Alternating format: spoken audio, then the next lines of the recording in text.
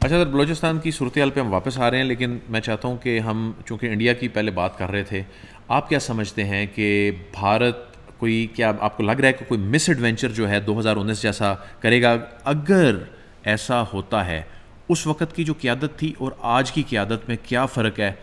کیونکہ یہ بھی کہا جا رہا ہے کہ ابھی تک اگر بھارت کی جانب سے ایسا کوئی مس ایڈوینچر نہیں ہوا، اس کی ریزن یہ ہے کہ وہ ابھی تک کیلکولیٹ نہیں کر پا رہا کہ کتنا بڑا رسپانس جو ہے وہ پاکستان کی جانب سے آئے گا۔ دیکھیں، میں اپنے چھوٹے سے تجربے کو بنیاد بنا کر جو 7-8 مہینے کا تھا، آپ لوگ یہ بھول رہے ہیں کہ ہمارے دور میں ہی، نگران دور میں، ہم نے ایران میں ایک رسپونڈ دیا تھا، افغانستان میں بھی کچھ چیزیں ہوئی تھیں۔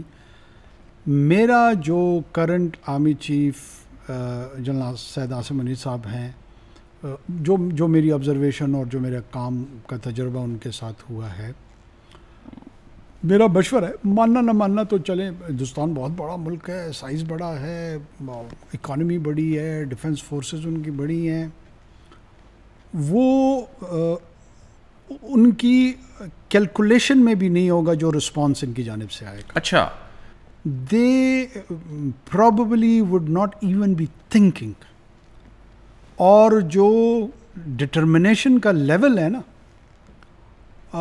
وہ اس کی ایگزیبیشن آ جائے گی، اس کا میں تو انتظار کر رہا ہوں۔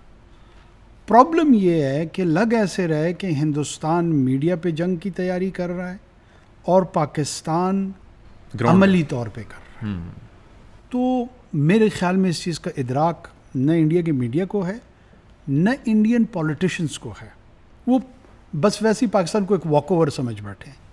لیکن جو انڈیا کی ڈیفنس فورسز ہیں، میرے خیال میں اس وقت وہ شاید بیچارے سب سے زیادہ اویئر بھی ہیں اور گھبرائے ہوئے بھی ہیں، کیونکہ ان کو پتہ ہے۔ دیکھیے، میں سمپل اس ملٹری لیڈرشپ کے حوالے سے ایک چیز جانتا ہوں کہ there would be a principle of an eye for an eye, village for a village، town for a town، city for a city، and a country for a country if forced۔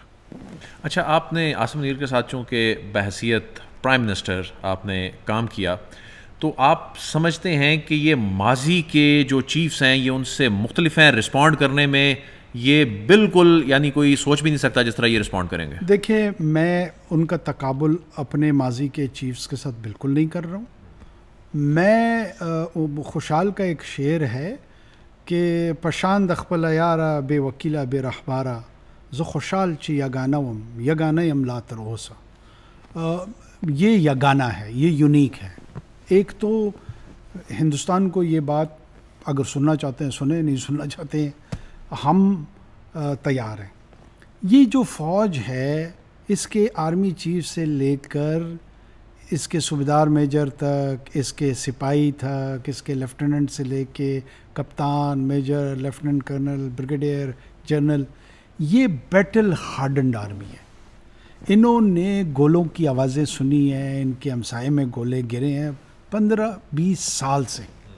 انہوں نے سینوں پہ زخم سجائے ہیں 20 سال سے، شاید ہمارے، میں پھر کہہ رہا ہوں، آرمی چیف سے لے کر آپ جائیں دیکھیں کہ انہوں نے بریگیڈ کدھر کمانڈ کی، آپ کو پتہ چل جائے گا۔ وہ بیٹل ہارڈنڈ ایریا، وہ کوئی سی او ایس پنڈی میں نہیں بیٹھے ہوئے تھے۔ بریگیڈ کمانڈ ان تمام لوگوں نے، میں کسی ایک کو ڈسکرمنیٹ نہیں کر رہا ہوں، لیکن چونکہ اس وقت ان کا ذکر آ رہا ہے اس لیے میں کہہ رہا ہوں، ان میں سے ہارڈ ایریا جنگ کی صورتحال انہوں نے خود، اس کا ایکسپوجر ان کو ہوا ہے، ان کے انڈر کمانڈ کی شہادتیں ہوئی ہیں، انہوں نے دشمن کے بندے مارے ہوئے ہیں۔ یہ لڑائی کی اصل روح کو چکھ چکے ہیں۔ ہندوستان پچھلے 20 سالوں میں، 30 سالوں میں ایک ہی اسکرمش مجھے ان کی یاد پڑ رہی ہے، اور وہ ہے یہ دخلام میں جو انہوں نے چائنا کے ساتھ کیا۔ ڈنڈوں سے بھاگے ہیں یہ، وہ چائنیز ڈنڈے شنڈے انہوں نے اٹھائے ہوئے تھے، کو بہت ہیوی ایکسچینج آرٹلری کی، یا بہت ہیوی بمبارڈمنٹ ایک دوسرے کے سائڈ پہ، میرے نالج میں نہیں، ہو سکتا ہے ہوا ہو، میں نے 12 جو ویڈیوز دیکھی ہیں، ڈنڈوں سے انہوں نے مارا، ڈنڈوں سے مار کے ان کو بگایا۔ یہ بہت بڑا فرق ہوگا۔ یہ ہماری ایئر فورس جس انداز میں ایئر مینوربلٹی ان کی ہو رہی ہے، جس انداز میں اپنی انڈیجنس پروڈکشن وہ کر رہے ہیں، تو ان کو سپلائی میں بھی کوئی چیلنج سامنے مجھے نہیں لگ رہا کہ آ رہا ہوگا. یہ خود پروڈیوس کر رہے ہیں، خود ہی لڑ رہے ہیں، خود ہی ڈیفینڈ کر رہے ہیں. اچھا، وہ جو کمپیریزن کیا جاتا ہے اور بھارتی میڈیا بھی بہت سا اس طرح چلا رہا ہوتا ہے کہ جی پاکستان جو ہے وہ اتنے دن تک جنگ لڑ سکتا ہے، اتنے دن تک سروائیو کر سکتا ہے. کچھ لوگ ہماری ماضی کی قیادت سے بھی یہ چیزیں ایٹریبیوٹ کر کے بات کرتے ہیں.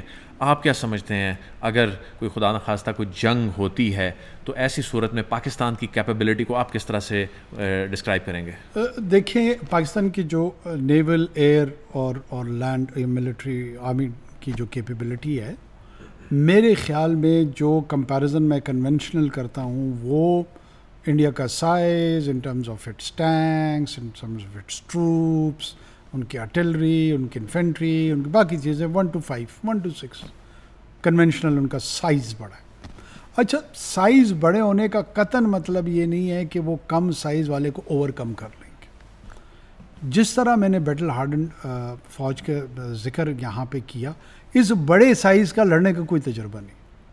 ویسے تو ان کی 1.5 ارب کی آبادی ہے، وہ اپنے ریلوے کے لوگ بھی فوج میں بھرتی کر سکتے ہیں، اپنے جو ایئر سروس کے لوگ ہیں ان کو بھی بھرتی کر سکتے ہیں اور بڑھ جائیں گے. اس سائز کے بڑھنے سے ان کی جو فائٹنگ مشین کی کوالٹی ہے وہ نہیں بڑھ رہی. کوئی ریئل ٹائم جنگ یہ مجھے بتائیں جو انہوں نے لڑی ہو ابھی تک. انہوں نے کوئی 30-40 سال سے مجھے بڑی بیٹل انڈین سائڈ پہ نظر نہیں آ رہی. ایل او سی پہ فائرنگ ہو گئی، اپنی پوسٹوں میں بیٹھے ہیں، ہم اپنی طرف بیٹھے ہیں. اس حد تک کارگل ایک ہوا جس میں یہ ملیٹریلی بہت ہی ڈیفینسو پوزیشن پہ تھے، وہ بھی ڈس ایڈوانٹیج ٹو دیئر سائڈ. ایسی صورت میں جو ہمارا کنونشنل رسپانس ہے، اور یاد رکھیں یہ میں بہت مجھے ادھر موقع دیجیے گا کہ پوری دنیا کو جو یہ نقطہ سمجھنا ہے کہ why did Pakistan became a nuclear state, what was the need, ہمیں ضرورت کیا تھی. ہمیں ہندوستان نے اس خطے میں فورس کیا کہ ہم نیوکلیئر پاتھ اپنائیں. 1971 آور سائز از اسمالر، اور ایک بڑا دشمن آ کر ہمیں 2 لخت کر دیتا ہے. دا لیسن واز کہ if we have the deterrence, جو کہ کنونشنل ان کی جو ایڈوانٹیج ہے اس کو ڈٹر کر سکے، اس کو روک سکے، تو یہ کبھی اس طرح کی ضرورت نہیں کریں گے. This was the idea, this was the thought process which led towards the nuclearization of Pakistan. اس کو کاکڑ صاحب خوف ہمارے ایٹم بم سے ہے، ہماری کنونشنل وار میں ہماری جو صلاحیت ہے اس پہ ہے، ہماری فوج کی تربیت جو ہے اس پہ ہے، یا جذبے سے اس کو خوف ہے؟ مجھے ایسے لگتا ہے ان کے ہاں خوف سے کے ساتھ ساتھ فرسٹریشن بہت زیادہ ہے. وہ ان تمام چیزوں کا ادراک رکھتے ہیں، جذبے کا بھی رکھتے ہیں، صلاحیت کا بھی رکھتے ہیں، انٹینٹ اور کیپیسٹی دونوں کا ان کو پتہ ہے. مسئلہ یہ ہے کہ اتنی بڑی ریلیونس یہ برہمن سمجھتا ہے کہ پچھلے اشوکا سے لے کر ابھی تک ہندوستان کو بین اقوامی افیئرز میں نہیں ملی جو آج ملی ہوئی ہے ریلیونس. وہ میسوپوٹیمیا کے ساتھ کنیکٹڈ نہیں تھا، وہ ایجپٹ کے ساتھ کنیکٹڈ نہیں تھا، جو اس وقت کی ڈسکورڈ دنیا تھی چھوٹی سی اپنی جگہ پہ اس خطے میں یہ زندگی گزار رہے تھے.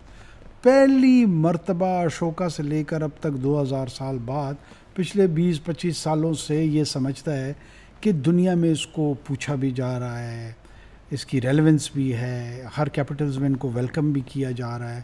تو ایسی صورتحال میں جو 1/4 سائز کا پاکستان ہے وہ کیسے گھٹنے نہیں ٹھیک رہا اور سجدہ ریز کیوں نہیں ہو رہا؟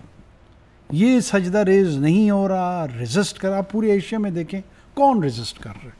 ہندوستان کی اپنے اندر جو پاپولیشن ہے ان کو انہوں نے زرنگو کر دیا، جو مسلم مینورٹی ہے، جو کرسچن مینورٹی ہے، سکھوں کے ساتھ جو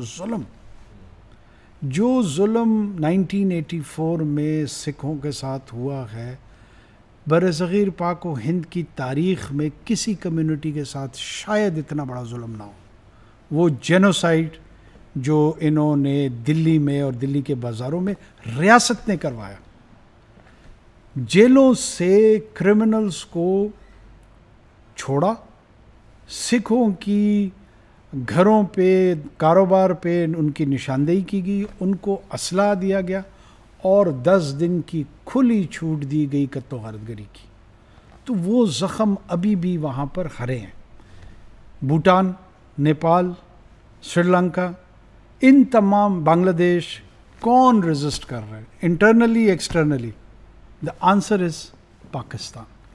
جس کی وجہ سے ان کی جو پاکستان سے نفرت ہے، جو پاکستان obsession ہے، وہ بہت بڑھتا جا رہا ہے.